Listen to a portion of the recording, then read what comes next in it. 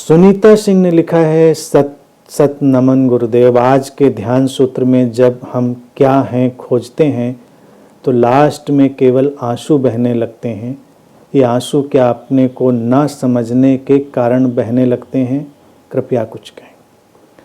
आज का जो ध्यान सूत्र यूट्यूब पर आया होगा, सुनीता जी ने उस पर पूछा है।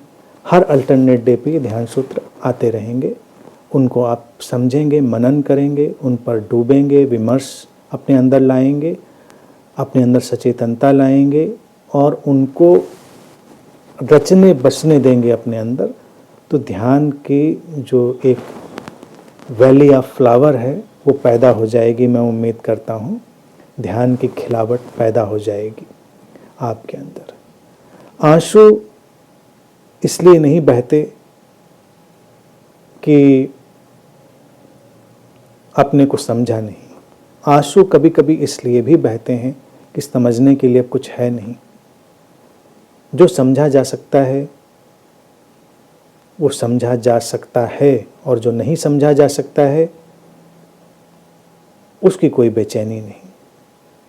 हम अभिव्यक्ति के कई नए आयाम ढूंढते हैं। आंसू किसी के भीतर से प्रकट हुए दिव्यतम और पवित्रतम अभिव्यक्तियों का एक ढंग है।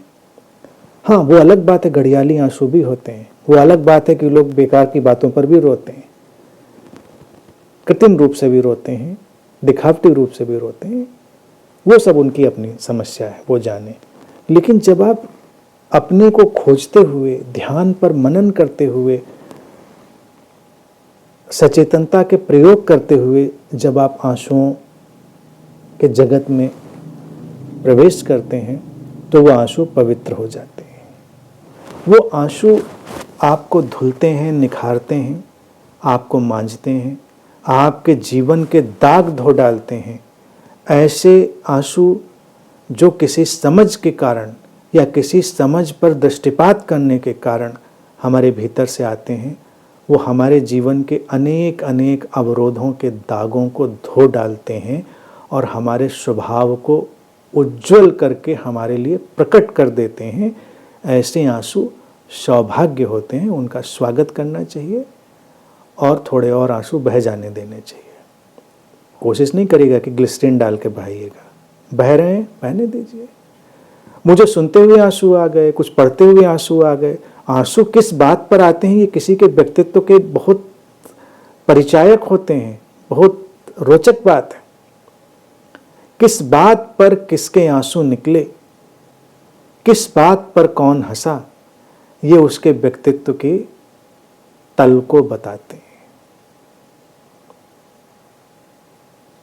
अपने को खोजने की प्रक्रिया में और सब हटा देने, छोड़ देने, नेति नेति के इस तल से गुजरने के बाद आंसू बहने लगे तो शुभ है, सुंदर है। कोई दस्तक अंतरतम पर हुई है, उस दस्तक का स्वागत करें, प्रसन्न रहें, आंसुओं के साथ प्रसन्न रहें।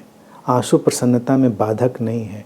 कभी कभी आंसू जो बड़े ही शुद्ध ढंग से उभरते हैं वो हमारी प्रसन्नता और मुस्कान को एक नया आयाम दे जाते हैं। डूबी आंसुओं में डूबी आँखों के साथ जब होठों पर एक प्रसन्नता आती है, स्मित, एक हल्की सी मुस्कान, उससे दिव्य और कुछ होता नहीं है जगत में। कभी उसको देखा हो जिसने, वो जान सकता है।